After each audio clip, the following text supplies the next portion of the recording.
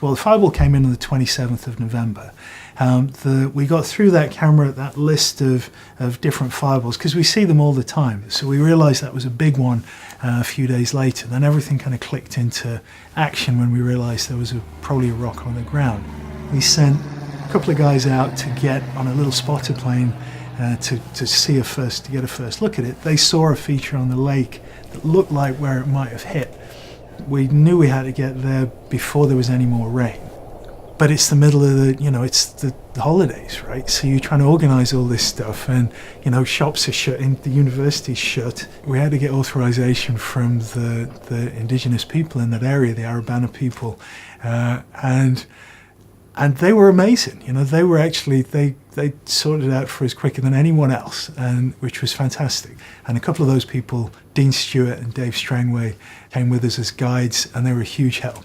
Unfortunately, between the first guys going out and taking a picture and then us getting out there, it was only 2 weeks, but there'd been a lot of rain in that time. So part of the lake had filled up, and we knew that would have an effect on that little crater that you can see on some of those first images, and that was an issue.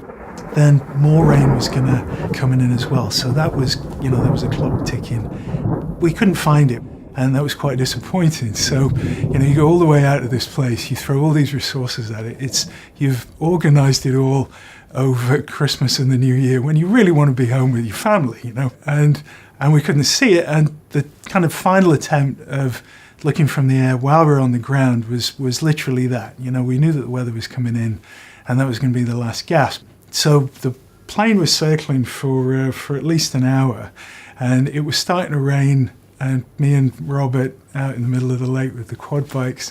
You don't want to be on one of the biggest mud baths in the world in the rain ever.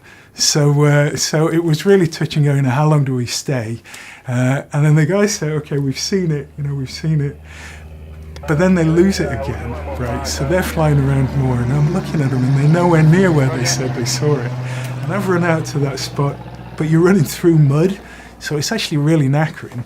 And then finally they spot it again, and then I see the thing, but you're still not sure, and I was still not sure until finally my fingers touched it at the bottom of this dirty great hole, and that was quite a nice moment. It's an iron meteorite, mate.